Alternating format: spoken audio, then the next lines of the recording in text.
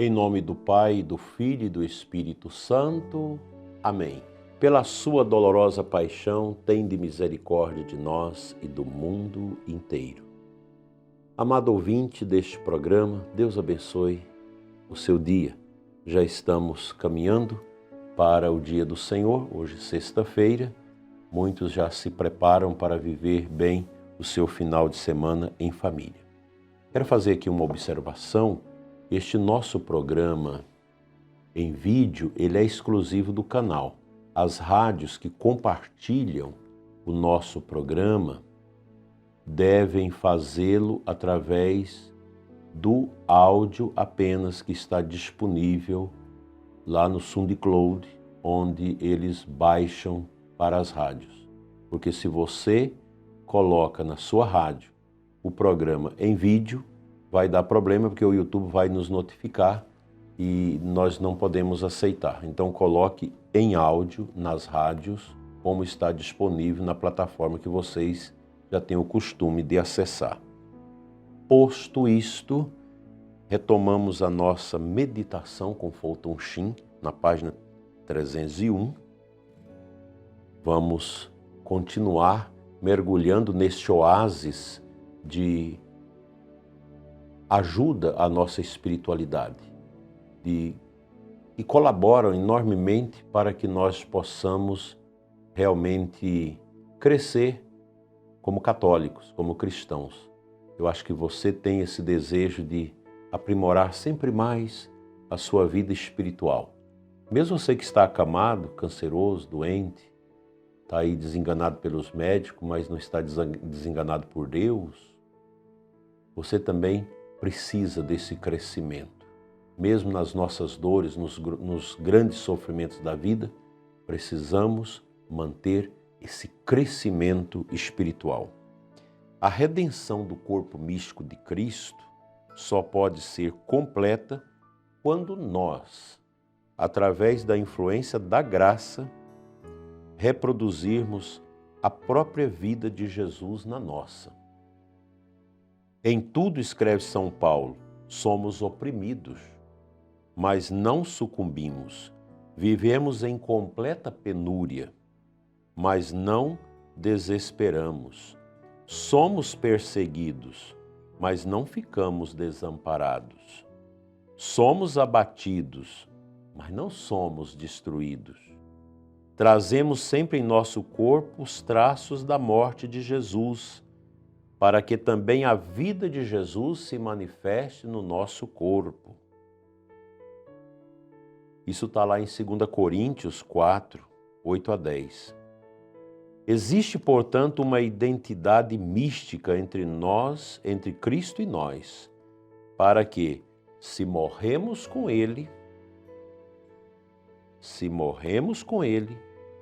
viveremos. Se soubermos perseverar, com Ele reinaremos, segunda carta a Timóteo. Prolongamos a redenção de Cristo através de nossas próprias vidas e tornamos possível que a vida divina da cabeça deflua para o corpo místico, na medida em que estamos conformados à vida, morrendo para este mundo. Foi por isso que São Paulo disse aos romanos: oferecerdes vossos corpos em sacrifício vivo, santo, agradável a Deus. É este o vosso culto espiritual. Portanto, a redenção é recíproca. Nosso Senhor não faz absolutamente tudo e nós nada. Não. Cristo fez sua parte e nós devemos fazer a nossa. A verdade encontra-se entre os dois extremos. Na filosofia oriental, geralmente Deus realiza tudo e o homem nada. Em nosso humanismo do Ocidente moderno, tudo é feito pelo homem. Deus não tem parte. Veja os contraditórios. O cristianismo revela que somos chamados de alguma maneira a prolongar a vida, morte e ressurreição de Cristo nas nossas vidas em razão de nossa solidariedade para com Ele. É evidente, então, que só a fé na redenção de Nosso Senhor não basta para nos salvar. Não se salva somente pela fé. A fé é importante porque marca a nossa disposição primeiro para a salvação. Mas a fé sem boas obras, ela é morta. O homem deve compreender aos primeiros passos que Deus deu, para os quais Deus lhe justifica, obrigando-lhe a fazer boas obras em nome do Senhor. A morte de Jesus Cristo na cruz, em lugar de nos dispensar da morte, obriga-nos a segui-lo. Como salienta em um capítulo anterior, não devemos simplesmente reproduzir o exemplo de Cristo, como poderíamos fazer com o exemplo de um grande homem, pois isso tocaria apenas a superfície da alma.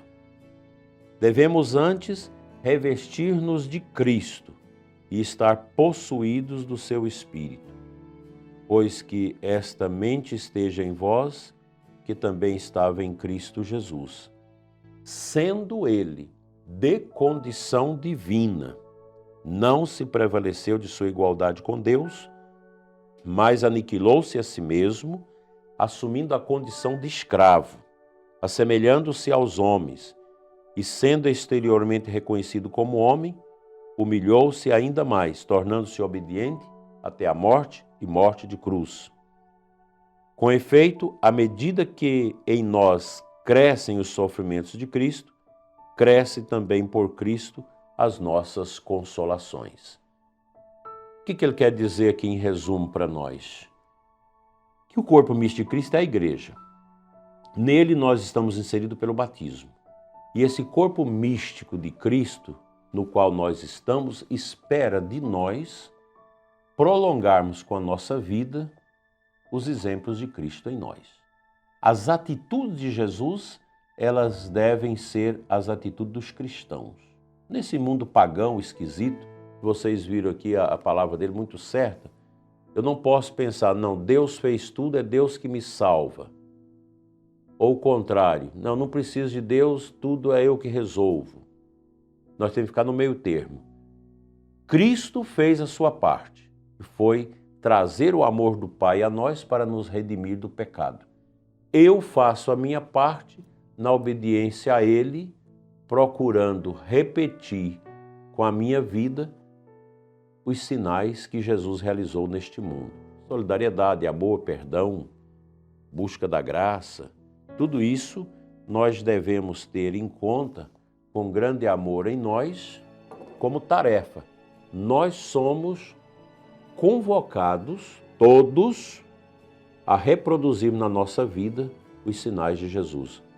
Não importa quem, seja o político, seja o juiz, o desembargador, o médico, o simples operário, o autônomo, o fazendeiro, a criança, o jovem, o idoso, todos nós, como católicos, como cristãos, os sacerdotes, os bispos, devem favorecer que suas vidas sejam sinais eloquentes da vida de Cristo em nós. É o testemunho. Ontem mesmo eu falava para 2 católicos que estão entrando na política. O que eu achava? Claro que o católico deve assumir as realidades temporais e dentro delas testemunhar o amor de Cristo. Eu disse, se vocês têm o propósito de serem justos, honestos, não roubar, não desviar dinheiro, vá, entre. Do contrário, não. Se você é fraco, se você tem tendência a suborno, essas coisas, então não entre. Nós temos que ter muito cuidado com o lugar que a gente vai pisar. Se você não é preparado para ser político, não entra nisso. Se você tem defeitos, você tem manias de corrupção, não entre no lugar que isso vai facilitar a sua morte espiritual. Que Deus nos livre de negarmos o amor de Jesus em nossas vidas. Amém.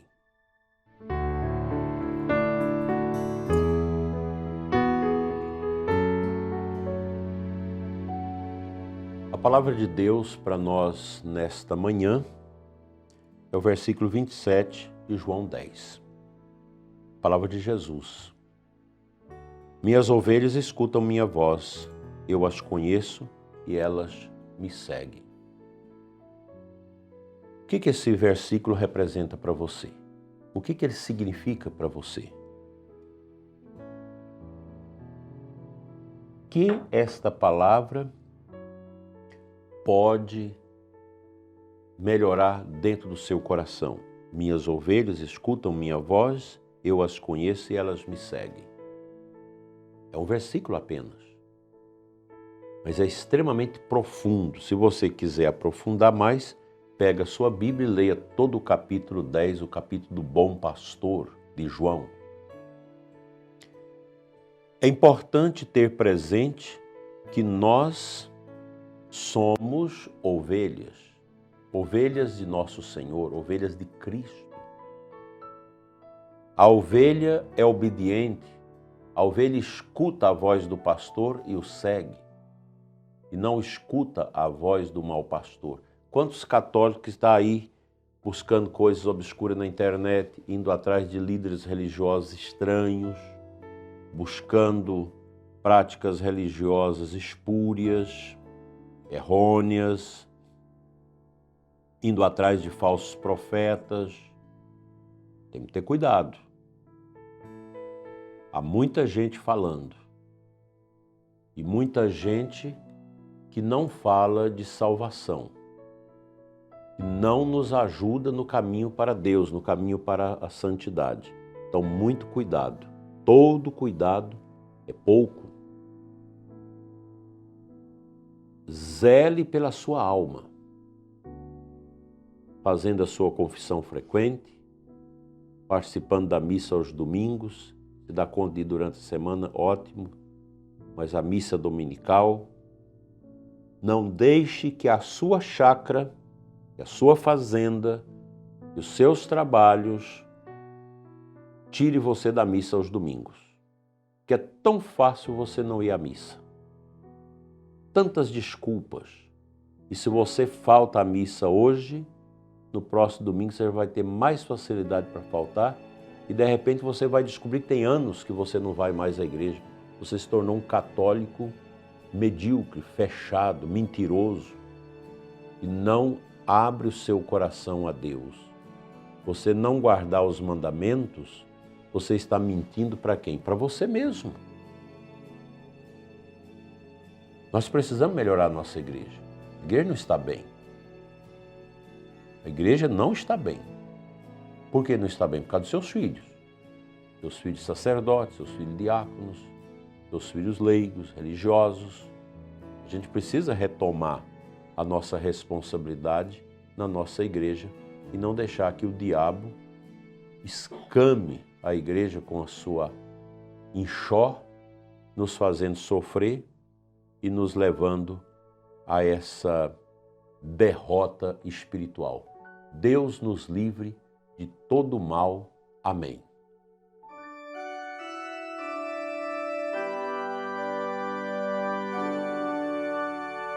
Pai Santo, eterno Deus, Deus de bondade e misericórdia, abençoa o ouvinte que pediu a nossa oração, curando-lhe as dores, as feridas e os sofrimentos. E o Santíssimo Deus do céu derrame sobre o seu coração, dileto ouvinte, a cura libertadora de todos os males do seu corpo e da sua alma. O bom Deus te visite e te santifique nesta manhã e sempre. Assim seja. Amém. O Senhor esteja convosco, Ele está no meio de nós. Pela intercessão de Nossa Senhora das Dores, abençoe-vos Deus Todo-Poderoso, Pai, Filho e Espírito Santo. Amém. Tenha, meu prezado ouvinte, uma boa sexta-feira. Não deixe de fazer uma penitência e rezar pelo nosso programa. Até à noite, às 21 horas, aqui no canal, com o programa Oração da Manhã. Da noite, melhor.